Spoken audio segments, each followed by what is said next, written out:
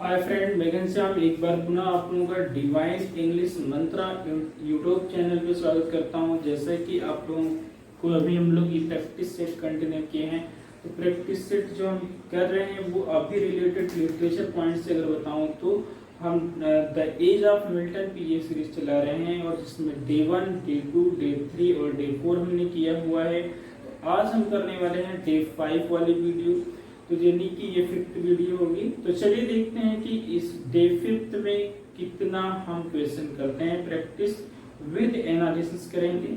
तो आइए देखते हैं। सबसे पहला क्वेश्चन अगर आज की बात करें हम, तो सबसे पहला क्वेश्चन हमारे लिए यहाँ पर होगा वो इस प्रकार होगा, यानी कि from which book has it been taken. ये पूछा गया है कि यह किस किताब से लिया गया है। तो यहाँ देखा जाए टू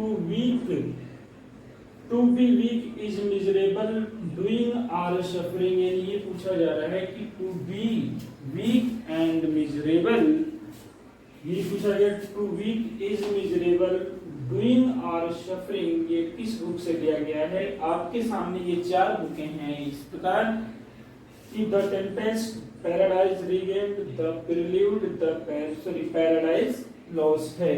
तो बताना है कि ये लाइन आपके किस किताब से ली गई है, यानी कि कौन सी बुक से लिया गया है। तो देखिए, ज्यादा समय यहाँ से वहां ना करते हुए इस फेमस लाइन को मैं बता दूं कि ये फेमस लाइन आपकी ली गई है पैराडाइज लॉस्ट से ली गई है। इस प्रकार आपका ऑप्शन सही हो जाता है डी वाला। याद रखेंगे, to weak is miserable doing और सफरिंग जो लिया गया वो लिया गया आपके पैराडाइज लॉस्ट से लिया गया। अब हम बात कर लेते हैं आगे। One of the following works of Milton approach work mention that, यानी ये पूछा गया है कि मिल्टन द्वारा जो ये फॉलोइंग वर्क्स दिए गए हैं उस वर्क में से कौन सा प्रोज है, यानी कौन सा प्रोज वर्क है ये बताना है। Lycidas, Paradise Regained, Paradise Lost, Areopagitica. तो ये बताना है कि आपके इन 4 ऑप्शन में कौन होगा आपका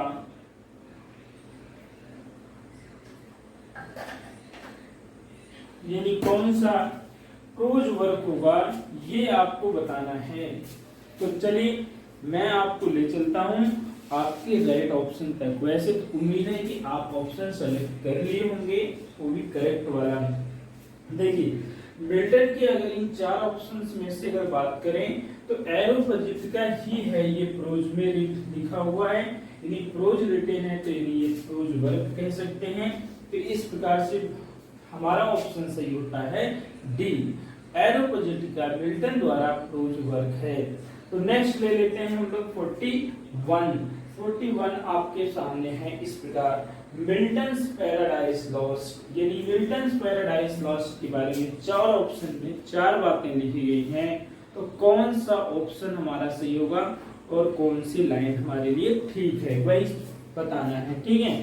तो चलिए देखिए, has no trace of personal element, is notable for its autobiographical passage, is quite objective, has none of the above qualities।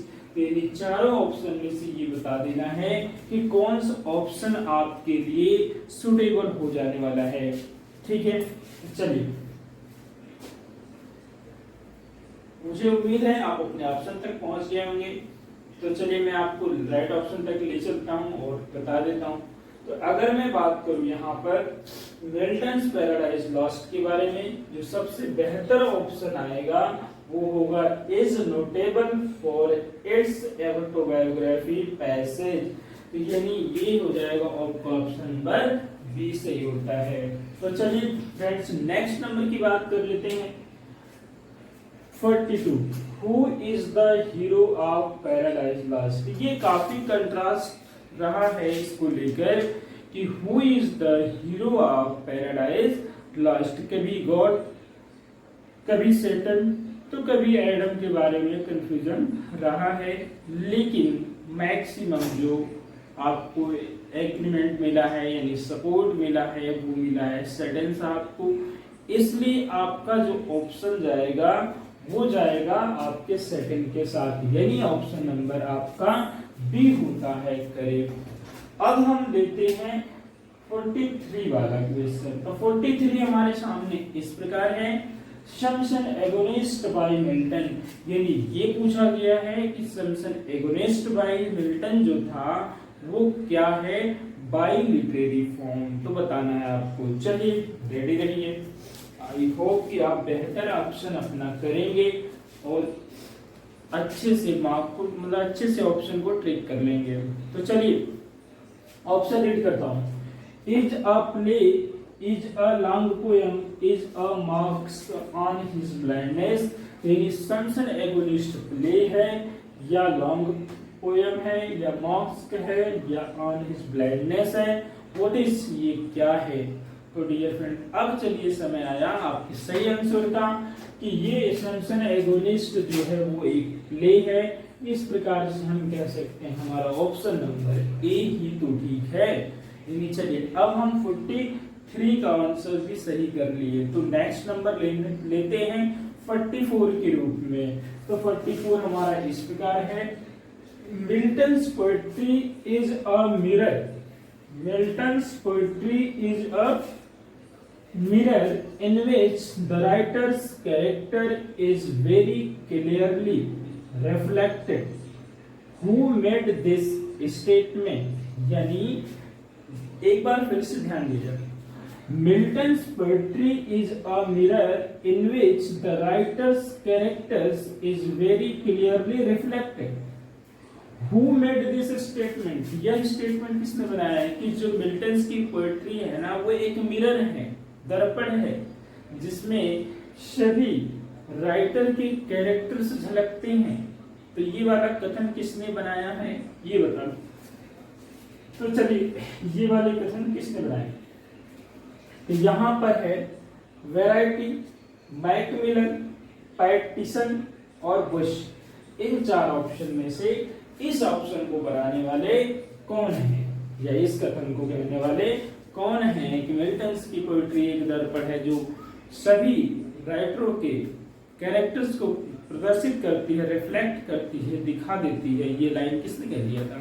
तो चलिए आपके सामने ये रहे चार ऑप्शन, आप अपना करेक्ट ऑप्शन कर सकते हैं। चलिए अब आपका समय होता है करेक्ट ऑप्शन तक जाने के लिए। तो ये पैटिसन साहब थे जिन्होंने आपको ये बोला था ये लाइन, इसलिए हमारा ऑप्शन नंबर आपके लिए सही होता है सी। कौन सा ऑप्शन नंबर सही होता है आपका, सी वाला ऑप्शन नंबर हो जाता है सही, ठीक है। चलिए अब हम लेते हैं 45 वाला क्वेश्चन। तो 45 वाले क्वेश्चन में हमारे पास आएगा इस प्रकार, the period known as the age of Milton, the period known as the age of Milton. यहाँ 4 एजेस की बात की गई, 4 एजेस की बात की गई है। तो उसमें से कौन सा एज मिल्टन से रिलेट करता है वो हमें बताना है।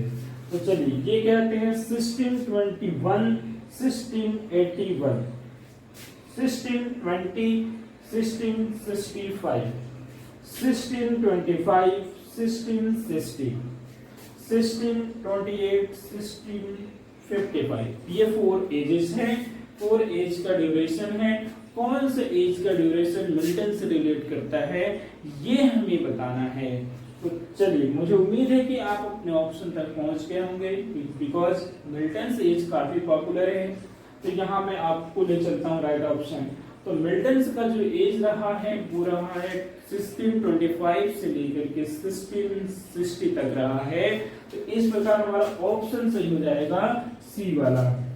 अब हम लेते हैं आज डे 5 का लास्ट क्वेश्चन लेने वाले हैं 46 के रूप में। तो हमारे पास 46 जो है वो ये है कि the paradise last was completed by, देखिए यहाँ पे पैराडाइज लास्ट से 2 क्वेश्चन आते हैं मैक्सिमम पॉपुलरली जो पूछे गए कि मिल्टन्स पैराडाइज लास्ट कंप्लीट किस ईयर में हुई थी, पब्लिश किस ईयर में हुई थी, और किस ईयर में। कभी कभी बुक की वेराइटीज पूछ देता है कि कितने बुक में कौन से ईयर आई थी। तो ये सब कुछ पॉइंट आपको नोट करना है। एक बार मैं आपके बेहतर के लिए बता देता हूँ।